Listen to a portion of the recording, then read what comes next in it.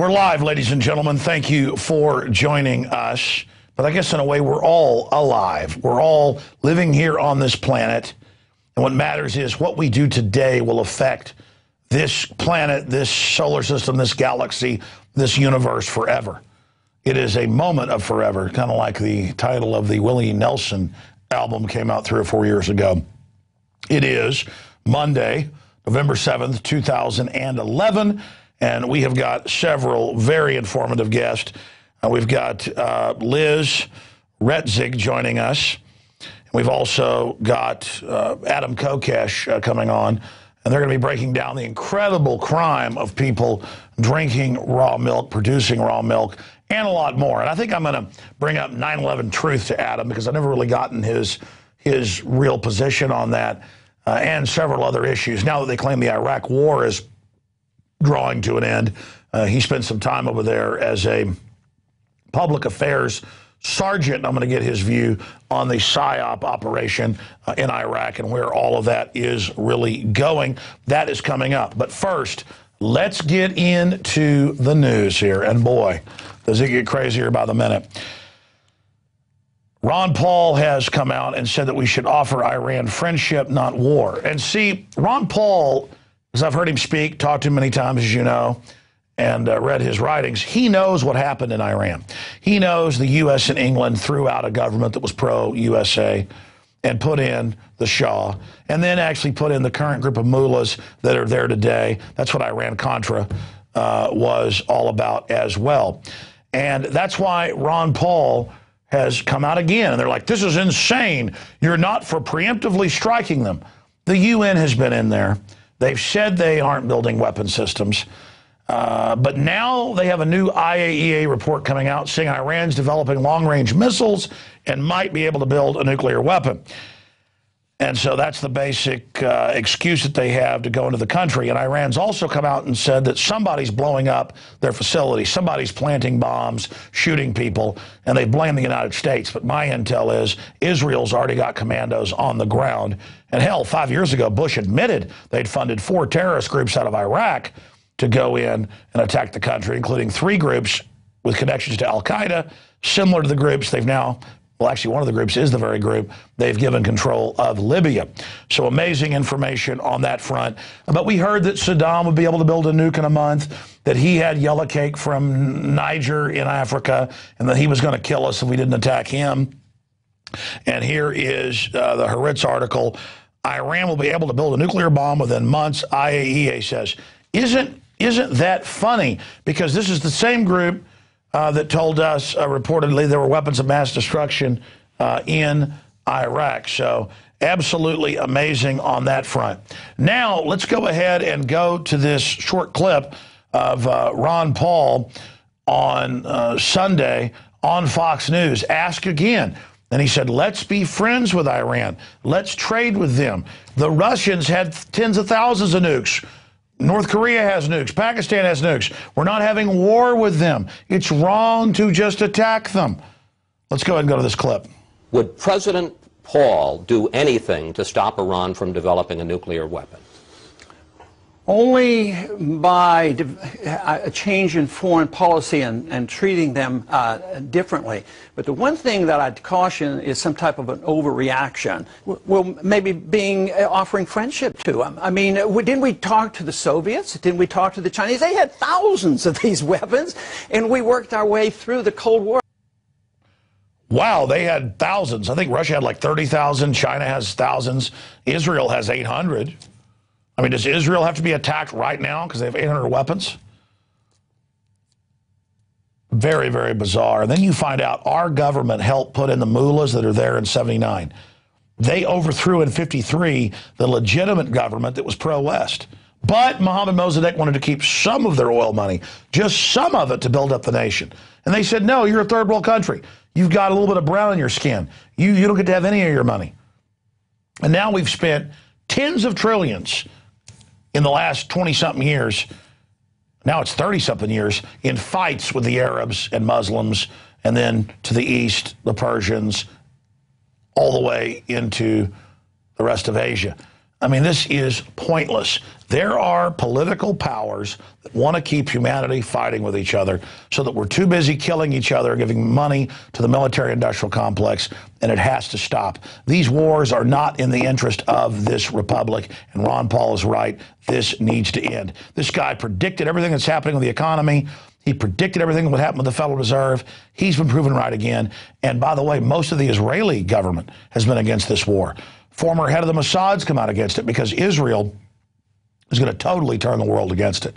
And it's going to be attacked by all of the different factions that surround it. It's going to unify those factions. And so even most Israelis in the polls are against what's happening. Okay, that's our top story. Continuing with Israel. We've seen the different camps, the mega banks, Israel, the different lobbies, the military-industrial complex, the Christian evangelicals, God bless them, they mean well, but they want to go ahead and have World War III in the Middle East because they'll make Jesus come back. While they're going to make him. I mean, this is some crazy, crazy activity. It's now come out but gotten very little attention here in the U.S. It's in British and European news that pro-Israeli lobbying group made BBC, Sky News change narratives on stories, and the email is public. A secret email, a private email, where they were bragging that they were basically controlling and manipulating the news coverage of what's happening. Well, what do you think happened when the U.S. media got behind saying Saddam had nukes and had to be attacked, and turned out it was a lie? So this is a very dangerous faction, the Likudniks in Israel.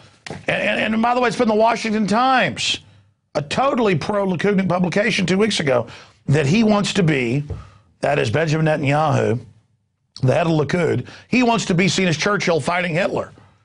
He is in political trouble. Obama is in political trouble.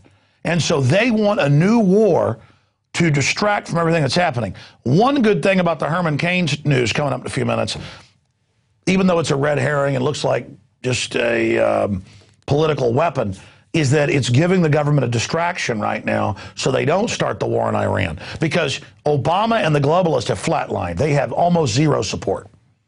What tiny bit of support they have is eroding quickly. And so this is when governments launch wars to distract the public, and that's the big danger. Ahead of a widely expected Israeli-led attack on Iran, funny, 3 weeks ago when I first raised this, I was the kook, but now it's widely expected, and they publicly say they're about to strike. We can still stop it. If we stop it, we'll be demonized for stopping it, but that's okay. Oh, it never existed. There was never a threat if we do stop it. And we'll get no credit if Israel does strike it, and does strike Iran for being right, but it doesn't matter. It's not our job to be patted on the head. You're actually attacked when you're right. Nobody cares about these media whores always caught being wrong, because that doesn't affect things. It's being right that's dangerous. Ahead of a widely expected Israeli-led attack on Iran, Britain-Israel Communications and Research Center, an elitist pro-Israel lobbying firm, I would say pro-Likudnik, has been caught briefing the British mainstream media on how to present news items related to Israel, bragging in a leaked email how BBC and Sky News editors changed their narrative on stories after meeting with the BICOM representatives. And then it goes on with other groups doing this in the past. But the point is, the mainstream media is becoming less and less pertinent and less relevant because people know what's happening. Now, shifting gears to what's happening domestically here in the United States. Until the new floodplains were rewritten a few years ago, around a third of the nation was in a FEMA floodplain. Now more than half of it is. And all over the country, they make around half the population pay the government for insurance in the floodplain. Now, in some areas, they're putting people 150, 200 feet above the lake in this floodplain. It should be you bought the property. If your house gets destroyed, it's uninsurable, whatever. Just like swim at your own risk. But now, it turns out powerful corporate interests have signed deals with the government to snatch the property around waterways. Here's the headline. Missouri residents upset by order to move lake homes, some of which have been there 30 years to 50 years, in some cases 80 years. Wow. It says here, first it's 30, then it's 50, then it's 80. They are 80 years. And this is what scares me. I've got friends and family that have houses that are out on Lake Travis, and they're over 100 feet above the lake high level. There's no record of water ever going up there. And FEMA's saying, doesn't matter, pay us $10,000 a year in insurance. You pay it to the government. I mean, what a scam. What a screw job. And the level of tyranny you will live under is the exact level you put up with. Of course they made a deal 12 years ago to secretly steal the pension funds of dead and dying military, because the big insurance companies are the big mega banks. Bank of America and others have been caught taking houses that they never even owned. They just take them, and the judges are bought and paid for, and they give them to them. These are criminal groups. And now they're saying, you know what? Used to, the feds couldn't be in your state because of states' rights, and the state made the rules on property rights, the people, the legislature. But a few decades ago, they said, you know, we want to expand floodplains because folks get flooded sometimes, and so we're going to make you buy insurance from us. Now, a few years ago, it's, you know what, we're going to raise the level to basically the top of Mount Everest. You can't have a house, okay, because it might flood, you know, once every 16 trillion years.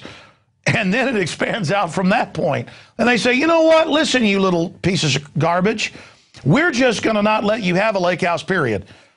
But by the way, they're coming in and saying, we did order that you've got to be out of here within 1 year, but turns out you could pay us a bunch of cash and take care of it.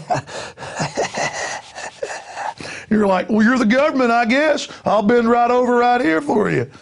There is no end to this. Not in Germany, not in Russia, not in China, not in Cuba. Every country where you learn to bend over to government, there's going to be people in government that are going to want to service you in a painful way. And it's time to become aware of this. Your home is your castle under English common law, under common sense and so many other cultures. And they're going to take, well, my God, half the country's in a floodplain. I mean, these people are not going to stop, ladies and gentlemen. They're ordering thousands of homeowners just in one Ozark stretch to get off their property. Get ready. There's no end to what these bankers will do. Now, here's another article. We've had this for years in Austin. But Rahm Emanuel, Mr. Goldman Sachs, Mr. Banker, Mr. Well, I mean, his daddy ran the Irgun terrorist organization in England. He's actually an Israeli military officer. But side issue, I mean, I'd be mad if he was a Russian military officer or a Mexican military officer, or whatever it is. I'm just